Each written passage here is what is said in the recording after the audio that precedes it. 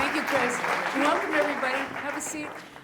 I'm really proud to be here for the Gloucester Writers Center. As Chris said, I'm on the board of both, and I love both organizations. They do such important work here in Gloucester and leave such a cultural impact. And I'm here tonight, though, to talk about the Writers Center and not about everything we do, because that would take most of the night, but just to welcome you to Fish Tales, which is one of our very, very favorite projects. This was a brainchild of Maureen Aylward, who unfortunately couldn't be here tonight. We'll try to carry on as best we can without Maureen. But I would say, and we sometimes do, that it's modeled on the Moth, the radio hour. But actually, as we know, as human beings, this is actually a lot older. It's from sitting around outside your cave in front of a fire, making up stories about the stars or talking about the mastodon hunt or something like that. And here we are, and we're still doing it now. And it's such an important way of connecting with one another and finding out about one another and making your place in the community. Tonight's theme, Beyond Belief, I don't have any idea what anybody's going to say, but I think it's beyond belief to me a bit that people get up the courage to tell their stories, because it's not like we're paying you a lot. Now, first up, we've got Rebecca Ketterer. Now, what's that? No, sorry. Yeah, this is Rebecca's first time with Fish Tales, and Rebecca is a genuine United States Marine Corps Marine. I'm impressed. And she's also a former paramedic and an animal rights activist and rescuer, as in horses and dogs and wounded birds and anything that wanders across her path. You can usually find her with her daughters or chickens. And so please, a warm welcome for Rebecca. I just want to say thanks to Beth, who's actually my therapist, who's here tonight, so that's awesome. So one thing she doesn't know about me. Here we go. Well, as my little bio said, I rescue animals. I was in the Marine Corps, I was a paramedic. I've been all over the world, done a lot of crazy things, and this kind of plays into how my whole life story ended up to where I am now. About 13, 14, I started getting into horses, animals, like most teenage girls. I have a horse. This is great. Well, I ended up with one, then I ended up with two, I ended up with three.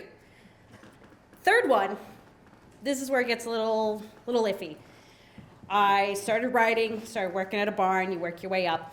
You start by the worst possible jobs, whether it's crap, like literal crap, or, you're going out in a snowstorm at 2 a.m. to bring in horses. So it eventually got to the point we would go to auctions. Now, this is upstate New York, base of the Adirondack Mountains, very close to the Saratoga racetrack. As a teenager, you don't think about the situations you put yourself in sometimes. This is not a place I would send my 2 children, ever. Looking back, but that's a different story. Now, I would go with my boss, Linda, and her daughter, Danielle. And we'd usually go for things we need, whether the tractor needed a new part or we'd save some animal, or her riding program would need a new horse. So this particular night, we go, beginning of November, starting to snow, it's upstate New York. Typical auction, you go in, there's a big barn. There's another barn off the side where you probably don't want to go. They probably don't want you, but they're not going to say no because they want their money. We're going down the stalls, and at the absolute end stall, there is one horse. She is the number 225 spray painted on her. She is close to 600 pounds underweight. See every rib, can see every bone. She's just leaning against the stall. Danielle goes to me, no, don't even think about it. I'm like, I've already thought about it. I go up to the auction office. I'm like, I want 225 in the back stall. They're like, why? Why not? They're like, she's not worth the money to put into her. I'm like, you're going to make more with the $50 I'm handing you than sending her off to slaughter. That changed their mind. So here I am, close to 15, horse and lead, barely can stand, walking her on a barn to the trailer, shoving her in. That's just the start. So as we progress, it's about 8 months in after quarantine, thousands and thousands of dollars worth of vet bills, and trying to get this horse reasonably solid. And anyone who's worked with horses knows that's never. So as we're going along, it's about 8 months in, and she's finally up to weight. She gained close to 600 pounds. We found out that she's a foundation quarter horse, which means she's like the original bloodlines, was worth about 10 grand when she was a filly. And they just dumped her in an auction when she couldn't do what they wanted to do. Pretty bad, but we named her Misty because her register name was Miss Go Bars, which was not exactly a pretty name, didn't really flow.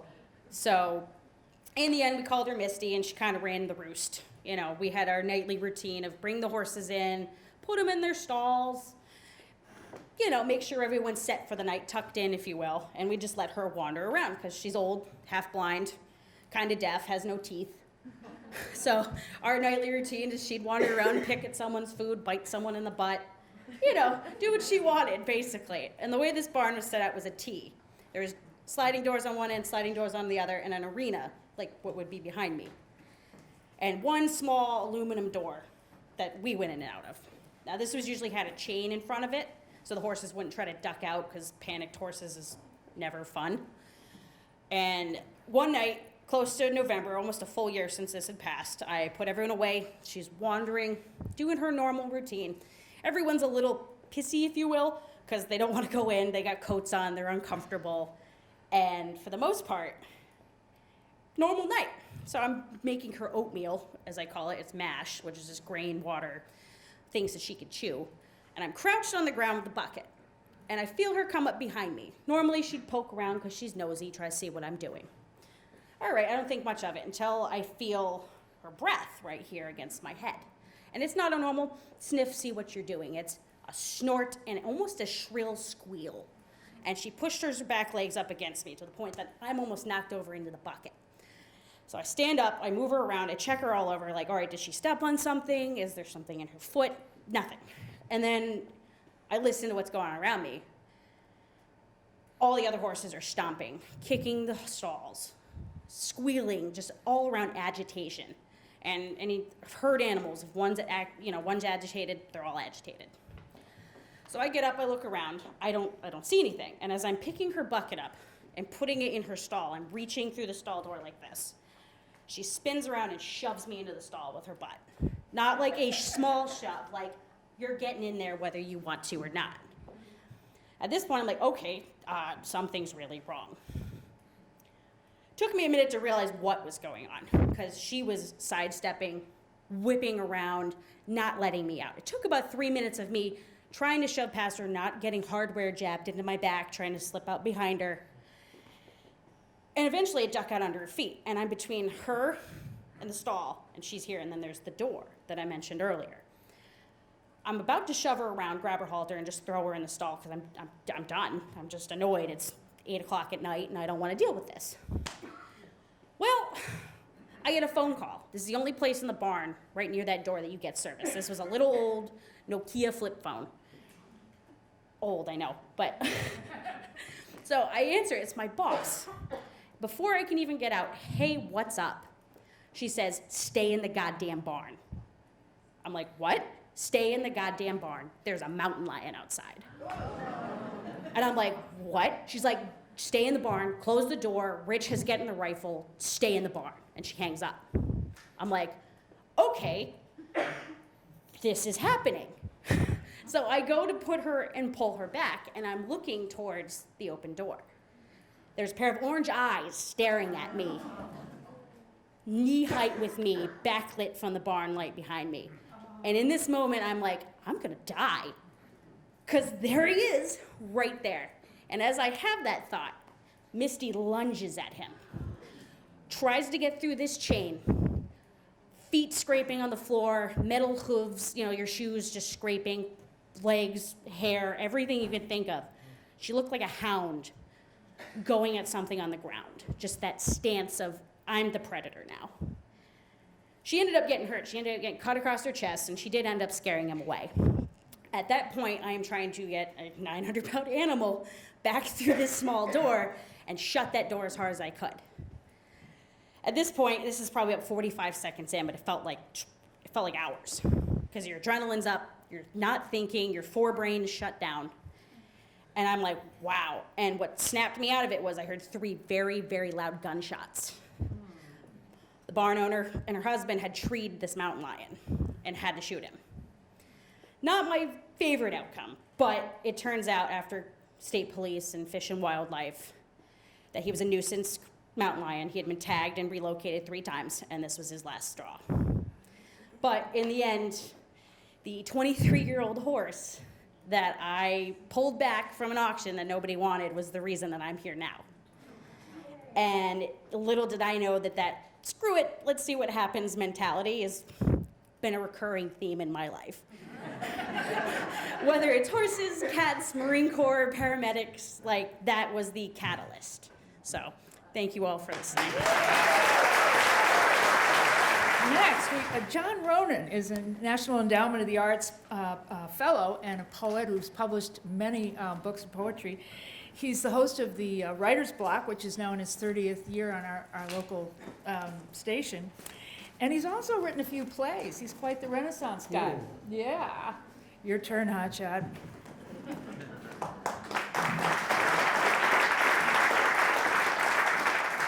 Thank you, Mary John.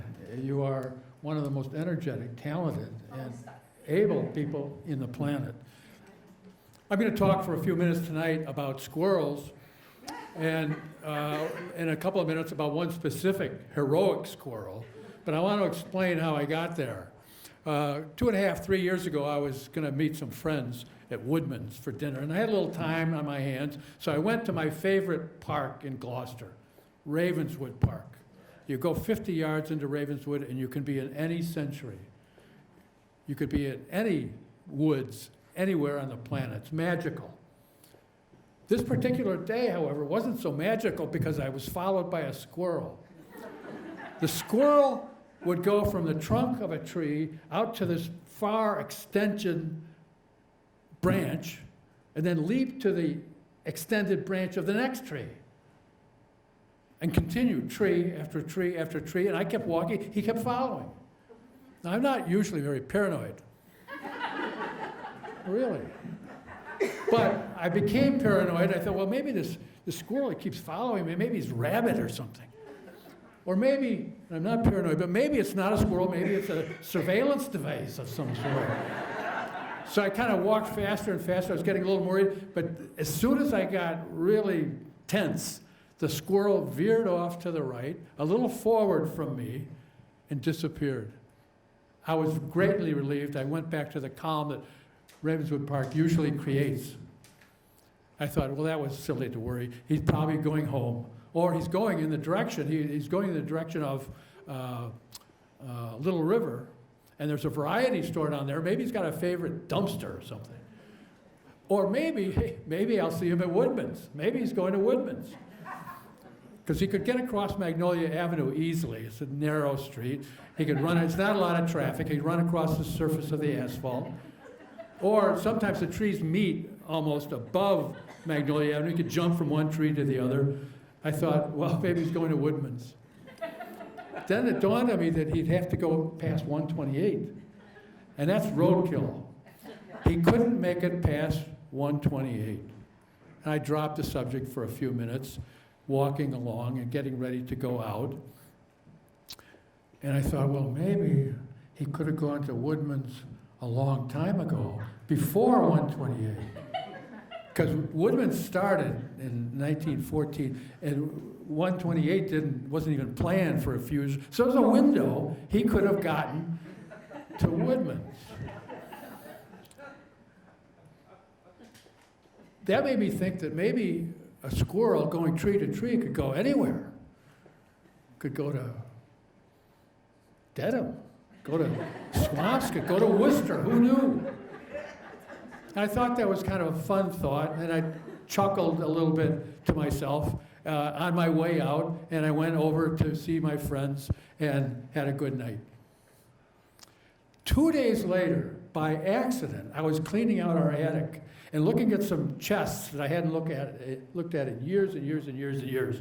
And by accident, I found an article in an old newspaper about that specific subject, squirrels going from tree to tree. And the name of the newspaper had been torn off, and I don't have the name of the newspaper or the author. There wasn't a byline. But it was very well written and very factual. And I've got to look, because I did not write the article, I've got to look at some cards to make sure I get that author's facts straight. The author pointed out that in the 1840s, the United States was a land of miracles. There was P.T. Barnum's exhibits, there were Mormons, there were hundreds and hundreds and hundreds of miracle cures offered for all the ills in America. At that time, there was one specific squirrel that emerged with a kind of a heroic reputation, which is very, very odd because squirrels are very mellow. They're humble. Squirrels don't even have a collective cute term like a conglomeration of squirrels or an orientation or a big blob of squirrels. There's no term for squirrels. They're just plural, which is disappointing if you know about this specific squirrel. The author said this squirrel had a sly look in his eye. He would look around as if he understood what you were thinking, and he looked intelligent, and suggested that this squirrel, because of his epic adventures, might be called Odysseus or Galahad, if squirrels read and wrote, and if squirrels' taste tended towards the classics.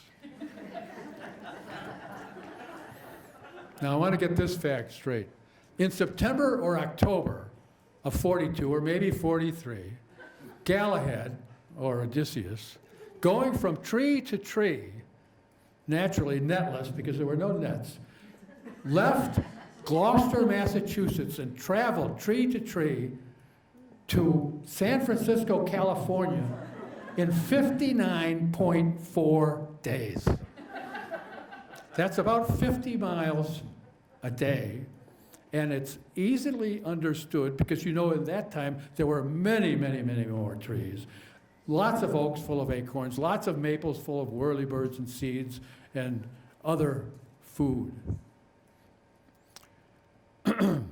Also, there were millions of trees that weren't yet destroyed by Dutch elm disease or other invasive fungi. There were American elms and chestnuts. So even in the prairie states, Odysseus or Galahad, where there's a lot of grass, could find trees for transport.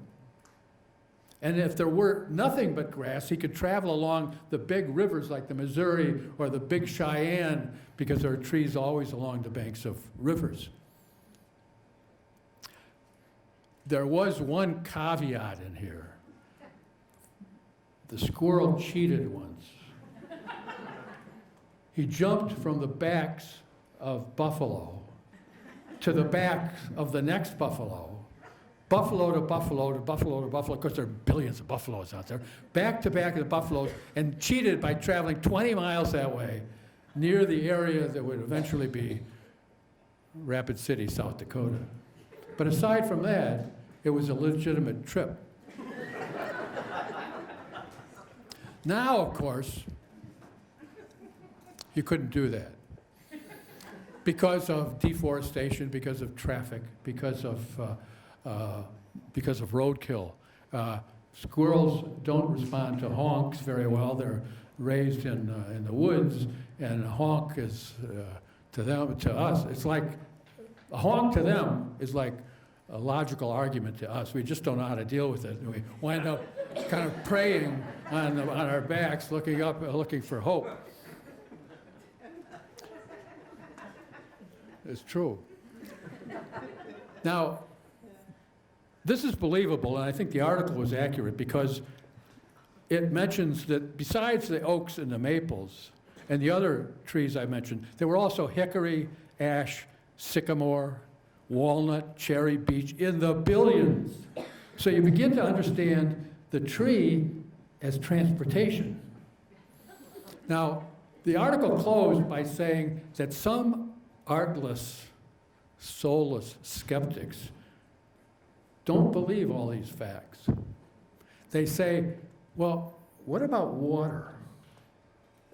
What about predators? What about foxes? What about birds of prey? What about falcons and goshawks and eagles? What about the Rocky Mountains? God. What about deserts, the high deserts of Wyoming? And what about, finally, at that period, all the inaccurate maps? Thank you. Next, we have Nikki Rashawn Shaw, who is a lifelong resident of Cape Ann, a social activist, a writer, and a longtime advocate for survivors of domestic abuse. She's a therapist with a private practice in Gloucester and believes we're all united in the power of our stories. And also, I want to thank Nikki for all the work she's done this year as one of the producers of Fishtails. Welcome, Nikki Rashawn Shaw. So it was Christmas Eve, and I was in a Volkswagen bus in the middle of a whiteout blizzard. My friend Bruce was driving, and at one point he pitched us into a snowbank. He'd already taken a bunch of wrong turns, so we were lost. We were stuck in the snowbank, and it was getting colder by the minute. I had met Bruce because he and the other people in the van with me, Odessa, Jake, Heine, and Rob, had spent a month together in jail in 1969 because of our protest to the Vietnam War on the Dartmouth campus. So we'd been through a lot together. We were really tight, really close friends. And some of the people that I was in jail with bought some land in Heartland, Vermont, and started a commune. And they called it the Wooden Shoe, and it was named after protesters in Italy and France and in the Basque area in the 17 and 1800s who wore wooden clogs to work in the factory, and they would take the wooden clog off and heave it into the machine of the Industrial Revolution. And they were called, the word in French I believe is sabot for the wooden shoe, so sabotage is what they did.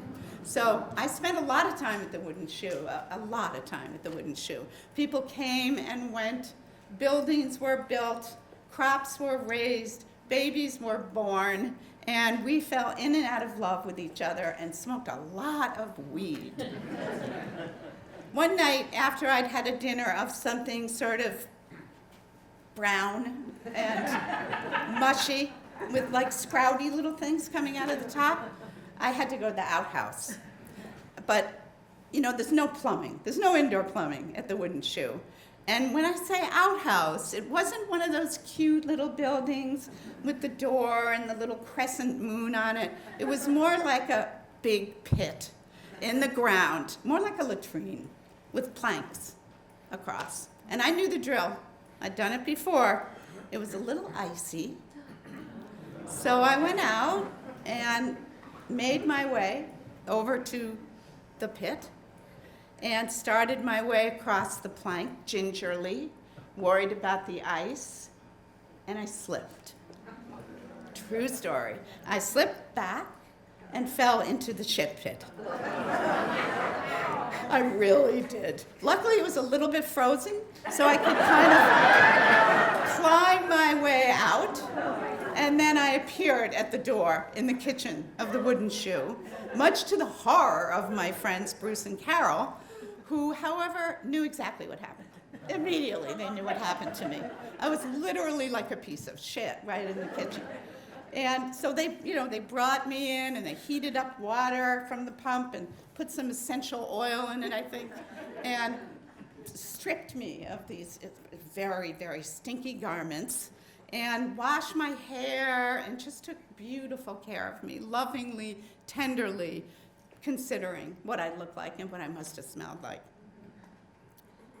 So back to the bus.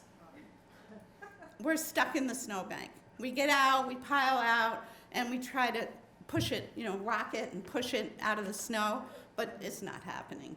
So Heine, my friend Heine, saw a house not too far up on a steep driveway and said, there's lights on there.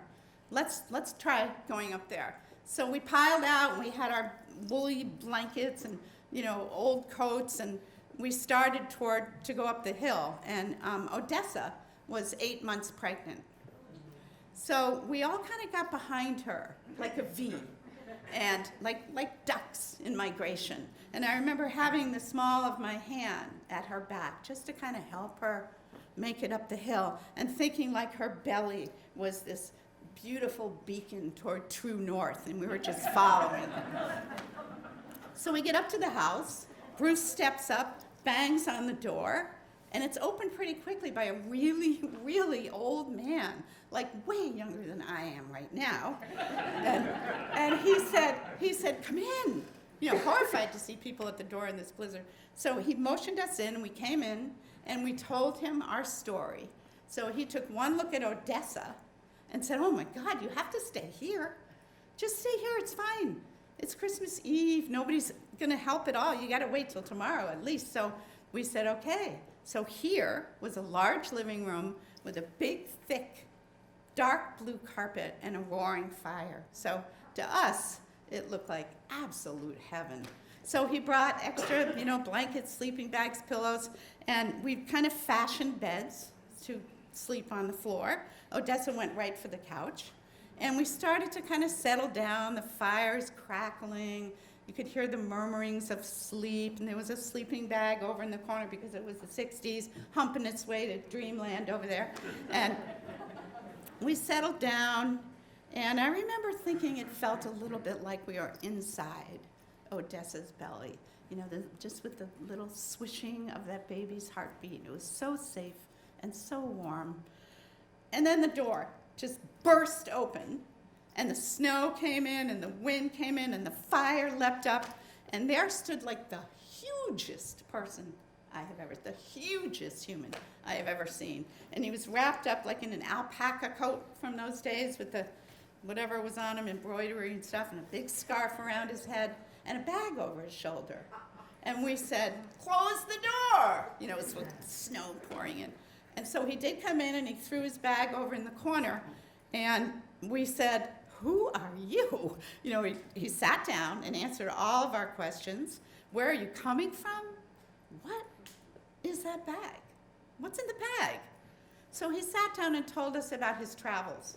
And he'd been in Cambodia and Thailand, Pakistan, and his business was to go to all these countries and buy treasures and bring them back to the United States and sell them.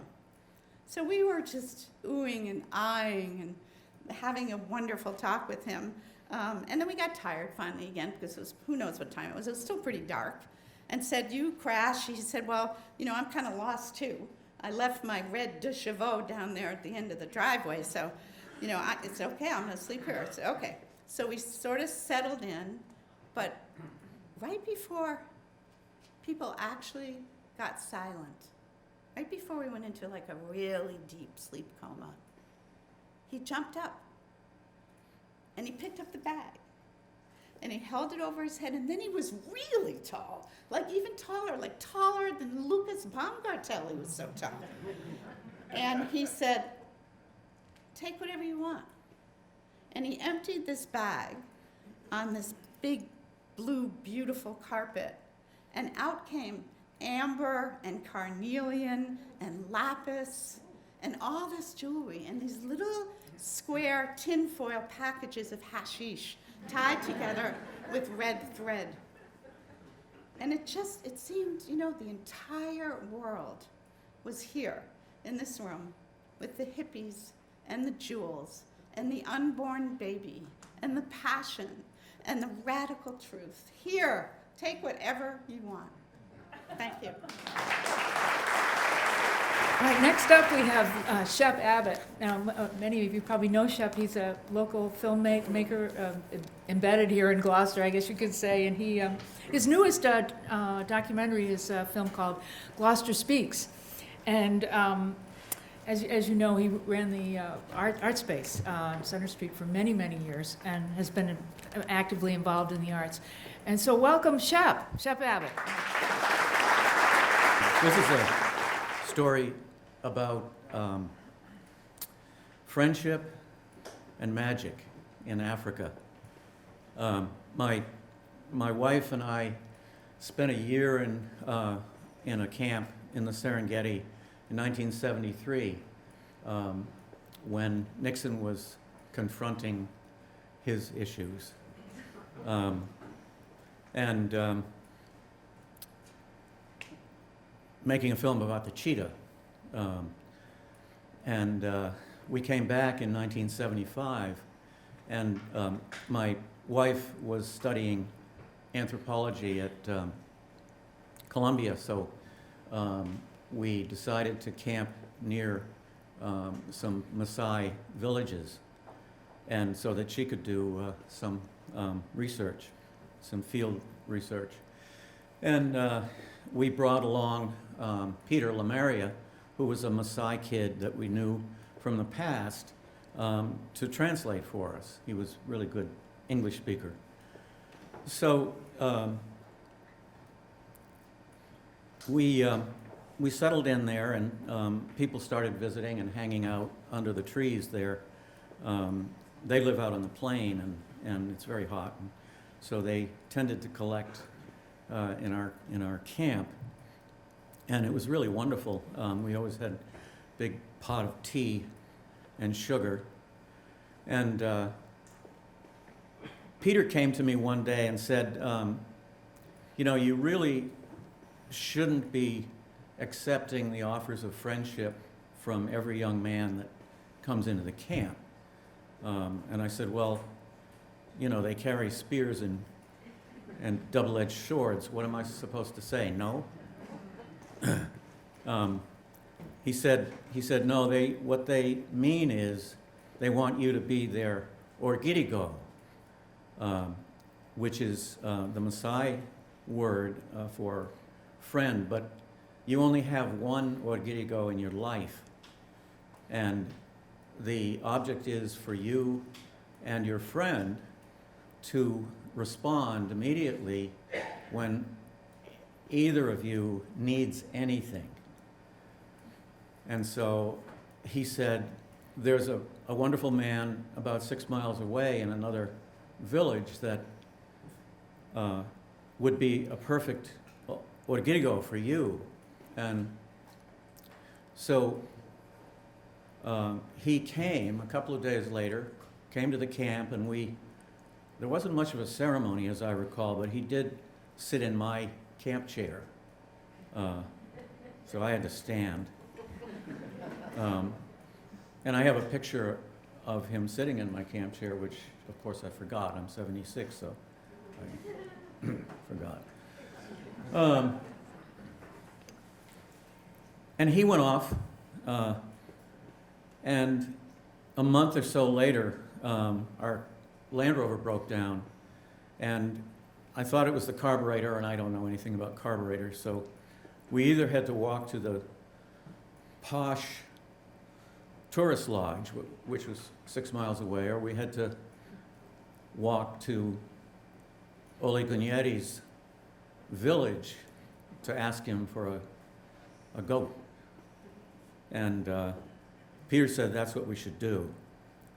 So we did. We walked up 6 miles to the village, and everybody was delighted to see us. Gunyeri took us out to his goat herd and picked a goat out for us. And we dragged the goat 6 miles back to the camp. And that's the end of the goat story. The next thing that happened a couple of months later, Gunyeri showed up and said that that his wife, Nome Mimi Show, was going blind, and he was afraid she was dying. And she needed to go to see a medicine woman 60 miles away to the north in a border town where Peter actually was from. And so we drove up to pick her up, and she was in really, really terrible shape. She was led out of her hut by Gunyeri and could barely walk, and was put into the back of Land Rover, and we drove the 60 miles up to Narok, to the town, and they went in to the hut where the medicine woman was, and left us out in the car. And they were in there for about 15 minutes. And Peter came out first and said, everything seems okay. And the medicine woman would like 20 shillings as payment, which was about $2.50. So I gave him the 20 shillings, and he went back in, and a few minutes later, they all came out, and Nomi Mimi Show was perfectly well. She was giddy. They were all giddy. Got back in the car, and we drove back and left her off at the camp.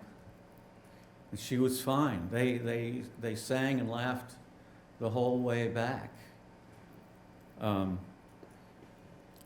So we got back to our camp, and I wanted to find out from Peter what had happened. And he said that the medicine woman had washed Nomi Mimi Show's face with fresh water and massaged her eyes and removed tiny stones from her eyes and tossed them away.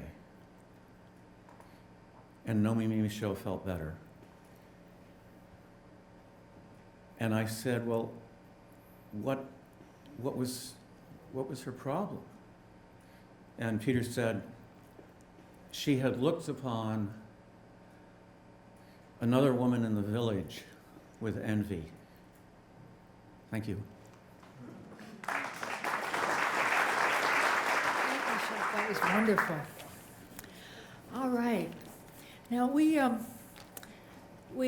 lost a great man when Jim Dowd died this past June. And I know we all miss his wonderfully honest observations of the world and of our potential and our failings. And we sure miss his ability to see the humor and the absurd in nearly everything. We miss this guy. And I know we want his dreams to continue on. And so tonight, this is the time when a little organization like ours would use this opportunity to really hammer you to give us some much needed funds. But we're not going to do that. We're going to instead ask you to help support a scholarship that's been set up in Jim's name. I'm really pleased to say we have a special guest tonight. Jim's wife, Bo Abrams, is here. Bo is a fabulous storyteller in her own right, and I'm really hoping she has one about Jim for us, but I'll leave that up to her. She's been a great friend to the Writers' Center and to Fish Tales and to all of us here, I'm sure. Welcome to Bo Abrams. I was thinking about when Maureen came to me and said that she wanted to have a day to contribute to the scholarship, about those kind of beyond belief in and of itself, like the generosity and kindness of her approach. But what it made me think about is this story that Jim told me. And so a long time ago, when the earth was green, Jim and I were out on a canoe trip.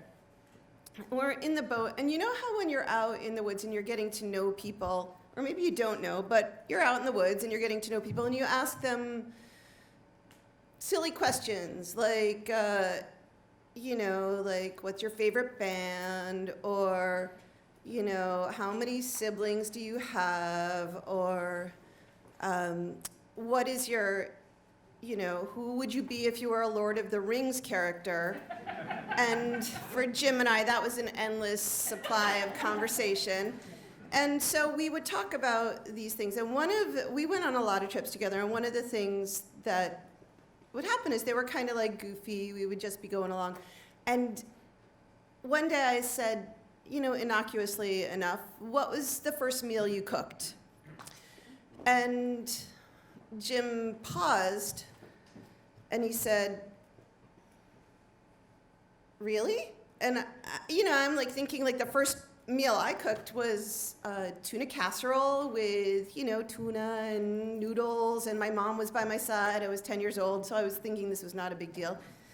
And he said, the first meal I cooked was when I was like maybe 5 or 6, and I held the spaghetti under the water so I could get it noodly. And then I put ketchup on it to feed myself and my little brother. And I was really taken aback. I thought, like, that's not a meal, and that's also not an okay thing. And I'm like, well, where were your parents? He's like, I don't know where my parents were. They'd been away. And what came out was that Jim's parents were not just away, they were absent. They were absent that day, they were absent a lot of other days. And so that was a bad thing, but a worse thing was when they weren't absent. And then what was happening was abusive. And so Jim talked about learning a lot of his people skills at the age of little kid from Sesame Street. Sunny days, keeping those clouds away, on my way to where the air is sweet, and where the parents are kind, and the adults are decent human beings, and people are trustworthy, and the policemen are helpful and friendly. And in my family, it was very not like that. It was, a nice suburban house. It was manicured lawns, ranch house. There was a lot of, when I was a little kid, there was a lot of joy. There was a lot of fun. But I also liked Sesame Street, so Jim and I bonded over Sesame Street and The Lord of the Rings. And I was thoughtful about what this guy was doing, where he, how did he get from that place to the place that he was at working? We were working at Outward Bound, which is an outdoor education program. And he was thoughtful about it, but he was also flip and funny. And as we got to know each other, we would tell each other a little bit more. And as we told each other, I talked about my perfect family, and he talked about his imperfect family. And what became clear over time was that my family was not quite as perfect. But it had a very perfect outlook outside it. And one day, when we'd gotten married, and somebody gave us the book Where the Sidewalk Ends by Shel Silverstein. You guys familiar with that book? Yeah. So Jim told me the story how when he was about 10 years old, so it was 1977, and he was at his family's, and they were in Southie. They'd gone it was some holiday, and so the Irish music was on. I think it probably went from like the Clancy Brothers to the Dubliners, Whiskey in the Jar, and then of course the old Irish song, the Unicorn Song, right? The Unicorn Song goes like this. Well, there were green alligators and long-necked geese, humpy-backed camels and some chimpanzees, cats and rats and elephants, and sure as you're born, the loveliest of all is the unicorn. And it comes on, and Jim says, this is written by a black Jew? And his family, like any natural family, is like, really, Jim? That's interesting, Jimmy? Tell us about it. No, that's not what his family did. They're like, Jim, you're an idiot. You're wrong. There's no way. This is an old Irish folk song. It's traditional. And he's like, no, it's written by a black Jew. And they're like, Jimmy. They never called him Jim. They called him Jimmy. Go away. And so what struck me was that he did go away. And on that day, something shifted for him. where he understood that he'd been in this community, in this world, in this family at 10 years old, where on the outside, there were all the police showed up. The parents weren't there. But when they were there, they denied you. They ignored you. They didn't believe you. And on that day, he decided that wasn't who he was going to be going forward. And so what stuck with me and what really was beyond belief for me was that Jim didn't just take this in and like work it for himself. Jim took this in, and what he took away was that you need facts, and you need truth, and you need to be kind and compassionate. And in showing that to me, he allowed me to help identify the untruths in my own family and the untruths in the world, and then fight for things to be different and better. Thank you. This is the Gloucester Writer Center fish hook, and I'm about to present it to Casey Breton, who's going to be our 2020 storyteller in residence at the Gloucester Writer Center.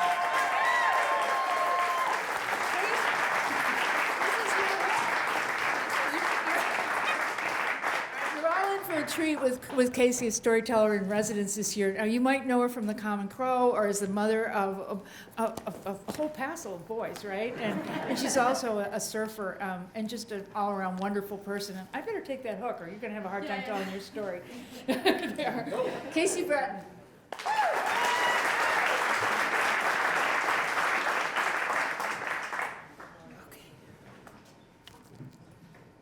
A quick definition. Bima. A bima is the raised platform in the sanctuary of a synagogue from which the Torah is read. In Judaism, it's an honor to be called to the bima. So, I don't know about you, but I find that knowing how a story ends helps to relieve my anxiety about where the story is going. So, with that in mind, I'm going to start by telling you that at the end of this story, I will be stumbling upon my devoutly atheist husband, who despises organized religion with every fiber of his being, sitting on the bima on the holiest day of the year, surrounded by an aura of heavenly light, as though the angels themselves dropped him there. I feel better now. Back to the beginning. My husband and I were both born Jewish. I grew up secular in Los Angeles with 2 Jewish grandmothers from Brooklyn. The novelty of watching them wear lace doilies on their heads as they lit the Sabbath candles and eat sour cream like it was pudding brought me joy. For me, being Jewish was like being handed a present from my short, zaftig grandmothers that never went away. There it sat on the living room table, wrapped in a gift box from Bloomingdale's or Macy's or Nordstrom's. I could open it whenever I wanted. It even came with a gift receipt in case I needed to return it. My husband grew up secular in Israel, which basically means he was raised to suspect that anyone who was religious was either corrupt or lazy. For my husband, religious observance was the cheater's way out of mandatory military service, or the surest path to mafia-style bribery scandals involving kosher stamps and millions of shekels. For my husband, being Jewish was being born with a 50-pound weight strapped to his back that he could never remove. It was heavy and burdensome, but life is about thee. Thank you.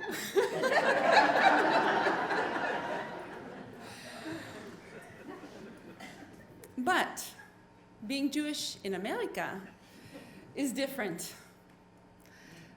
Being Jewish in America can be like swimming in a pool. The weight is still strapped on, it just feels lighter. After 15 years of swimming in the American pool, my husband grew accustomed to the lightness.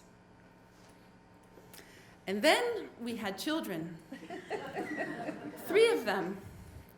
And my husband's wife is suddenly telling him that it's time to get out of the pool. And not only am I telling him that it's time to get out of the pool, but I'm asking him to start doing things, Jewish things, to be a role model for our 3 Jewish sons. Now, full disclosure, I didn't want to get out of the pool either. I don't want to actually do things. I just want to hold on to my present from my grandmothers and remember how funny they were. But that is not going to get our boys bar mitzvahed. And I sure as hell don't want to be the one who has to explain to their grandfather in Israel why his American grandsons are not having a bar mitzvah. So I do it. I climb out of the pool and I ask my very reluctant atheist husband to come with me. The one who despises organized religion with every fiber of his being. We join the congregation. We enroll the kids in Hebrew school. It's different in America, I tell him. You'll see. So now you know the end and the beginning. What happens in the middle? What happens is this. Every Sunday while I'm at work, my husband brings our 3 kids who hate Hebrew school to Hebrew school. He sits with them in the sanctuary on his day off. He recites prayers that he does not believe. He volunteers for activities that take his time. He does not complain. On Rosh Hashanah, which is the Jewish New Year, he takes the day off from work and comes to the synagogue. This year, as part of the Rosh Hashanah service, he was asked by the rabbi to say a prayer for Israel. Israel needs more than the prayer, he tells me. But agrees to do it anyway. The day of Rosh Hashanah comes. We force our kids to wear shirts with buttons and pants with zippers. From the strength of their resistance, you might have thought we asked them to slice off their pinkies. We get in the car, we drive to the synagogue. It's one of those beautiful fall in New England mornings. The sun is shining, the sky is blue. No one in the car is happy.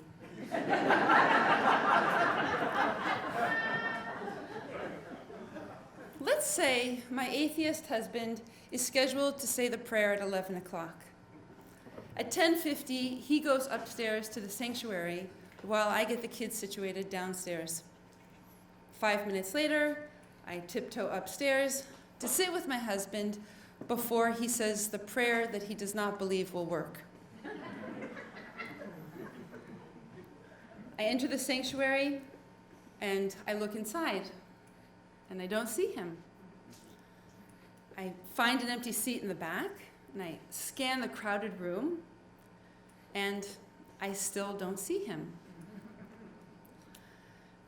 And then I look up to the bima and Mother of God, there he is, sitting up high on the bima for all the congregation to see, the non-believer bathed in heavenly light.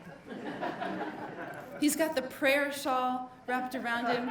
He's got the kippah on his head. He looks like the bar mitzvah boy all grown up. the image is too much. I start to laugh,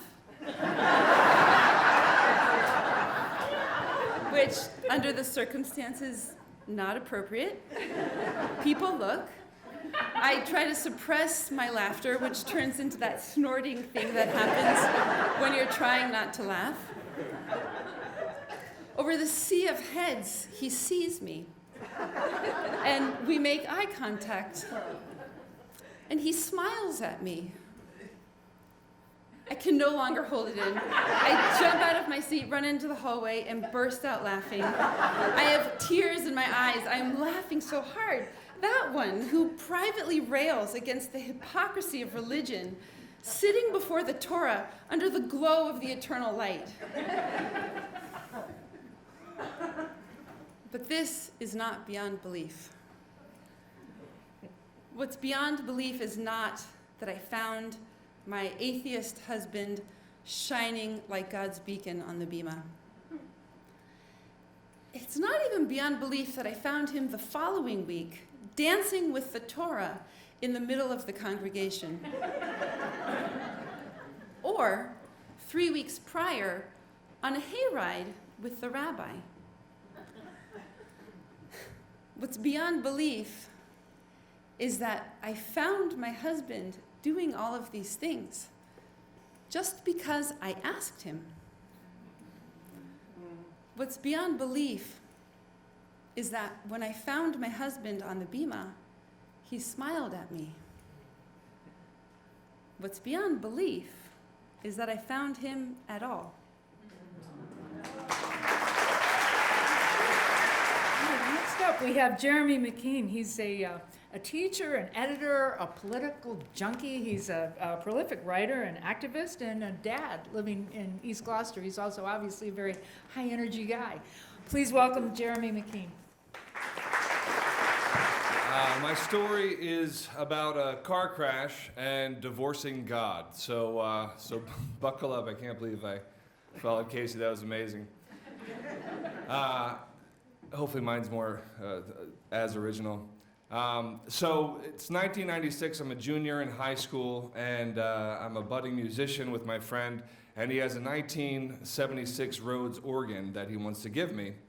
And so, of course, I say sure. At the time, I was driving a red 1987 Nissan Sentra. And the thing about a Rhodes organ is that the amplifier, which the piano sits on, is too big for the trunk of a Nissan Sentra, and the piano part is too big for the back seat of a Nissan Sentra. And so we decided to put it in and just bungee the trunk closed, and I'm sitting literally, I've never sat this close to a steering wheel before. The steering wheel is in my stomach, and I'm driving, and not something you want 17-year-olds to do. And so as I am turning the corner and going one of the back roads home, a large SUV makes an illegal U-turn, and I decide to swerve to the left, and it just meets me head-on, totaling the car. And the first thought I had was, there are no angels. In that moment, there were no angels to take care of me. There was no God. There was no whisper. There was no hand of Jesus. It was just me and a Rhodes organ behind me. And the thing about a car accident, if you've ever been in a car accident, is that it feels like a personal earthquake. You know, literally you have this force going through your back and your body and then into the front, and then you're left there feeling something extremely original. And the reason I'm telling this story, there were no angels, is that as a teenager, I was a teenage fundamentalist. I was raised in a fundamentalist evangelical home. If you know what that's like, you know that it's a very particular taste of life. And I enjoyed it as a teenager. It was very important to me. It was something I enjoyed. It was something that I took very seriously. Every aspect of the faith I enjoyed. I would wake up to a Bible study. I would listen to a sermon on the way to school. On the way home, I listened to the rest of a sermon or a new sermon. I went to several different churches. I just enjoyed the life. That was going to be my goal. But at this point, at the car crash, I just realized there was nothing. And this was the beginning of my future as an adult without faith, without belief. And that moment, I was crestfallen because it was as if God just disappeared. And in my adult life, I want to believe in God, I just can't. I haven't met many people who've shared that rare percentage, but it's not that I don't want to believe, or it's not that I don't care, it's that I can't. Is that I can't buy into the business, I can't buy into the brand, and it's not that I begrudge anyone that does. It's, I've sat with ghost hunters and psychics and empaths. I've sat and learned from every man and woman of belief in all different walks of faith. And the thing about leaving all that is that it's like a divorce. Only you're not divorcing a person, you're divorcing an invisible friend who you like to show off in public. Someone you like to hold hands with, someone you were very proud of, and you giggled at their jokes, and they held your hand while you drove a car. So that moment, I was just sunk into the ground. I was, it's as if the very bottom of the waves just took me under the sand. And so I'm left with this idea that in my adult life I've seen way too many funerals. I've been in the presence of grandeur and wonder. I've seen my own children born, and I haven't seen God. I haven't seen anything but people and professionals doing their job. I've seen the same wonderful things that you've seen.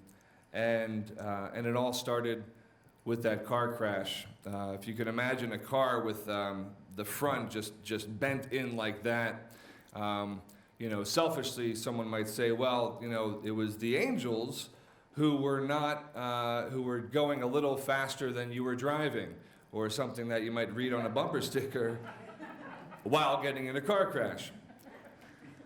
And I think back to my formative and teenage years and how excited I was to be a believer, and this idea that faith was actually sight. This kind of this ironic, uncanny thing that actually believing was seeing, and so therefore faith was beyond belief. And that in my adult life, and I happen to be as old as the Gloucester Stage Company, which is great. In my adult life, I myself am beyond belief. I would love to believe. I would love to be someone who can easily talk about those things and easily be a believer, but I can't. And as for the car, eventually it became someone's paperweight in the junkyard. As for the Rhodes organ, it worked for a while and then it died and became someone else's paperweight. And that's my story. Thank you very much. Well, next we have Ben Wildrick, and I hadn't met Ben before tonight, but when he came in, I said, Are you good? Everything good?" And he said, "I'll be fine as long as I'm not last. Where am I in the lineup?" And I said, "Last." I'm actually a secret fan of Ben's because he wrote this scorching letter to the editor of the Times about a year and a half ago about this mean-spirited political columnist, and really took the guy down a few pegs. I mean, you go, Ben. Anyway, so please, a warm welcome for Ben Wildrick. I come from a cursing family. Not the Harry Potter abracadabra shit, but the kiss my ass, fuck you, down in the gutter kind of cursing family. Or anybody else out there come from a family like that? Fuck yeah. My people.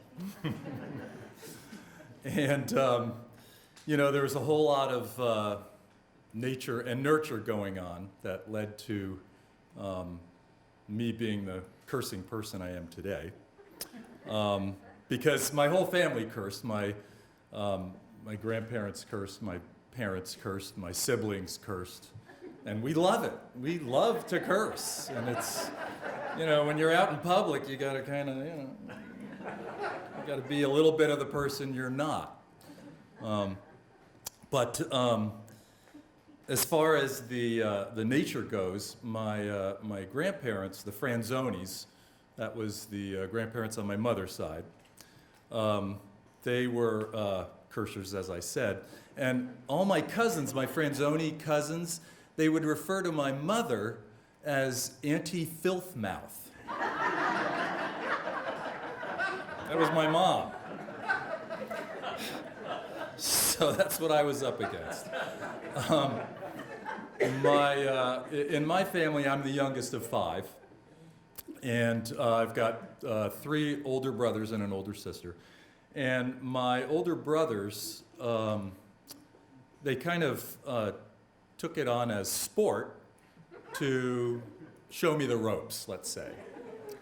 And they taught me the worst, the baddest, the nastiest stuff at really an obscenely early age. And then when their peers would show up, they would push the play button and watch as their friends' eyes popped and their jaws dropped, and I did my little show.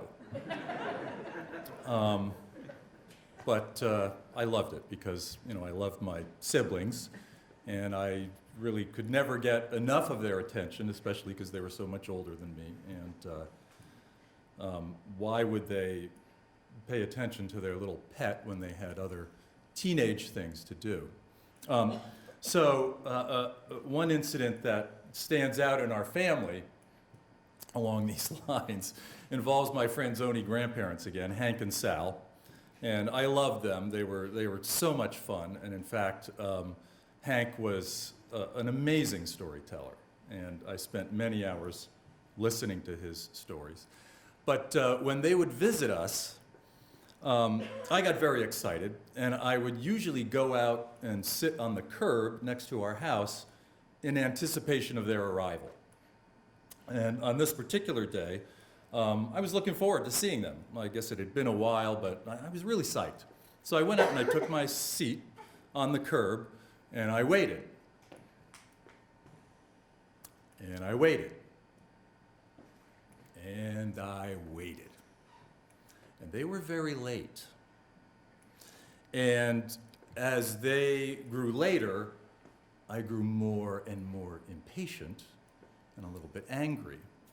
So when my grandparents finally did arrive and they drove up in their car, there was their 6-year-old grandson, his arms raised to the heavens, his fingers extended. As he followed the car they arrived in.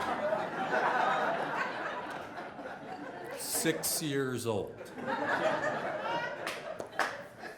So, cursing families have chickens just waiting to come home to roost. And they were roosting all over the place. I mean, we had a rule in our house, no cursing when there was company. Yeah, right. Like that shit was gonna happen. So, this one particular incident, my mom, well, my parents both didn't entertain a whole lot. They were raising 5 kids. Who the hell had time for entertaining? I guess we were the entertainment. But my mother had invited a neighbor over for coffee on a weekend, midday. What was she thinking?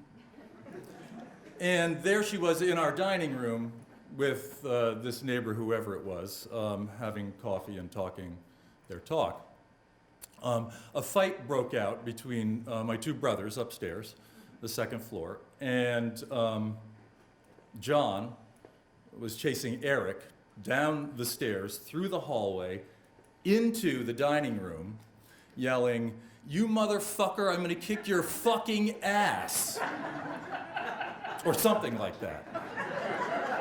I don't even remember what the words were. But what I do remember was my mother's face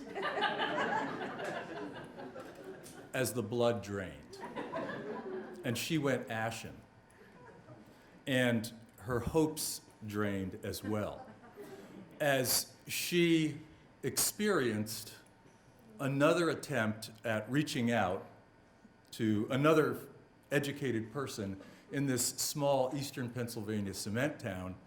As those hopes of hers were dashed, so was that attempt at socializing.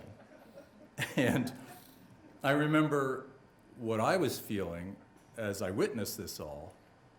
I thought to myself, geez, Mom, you fucked that one up.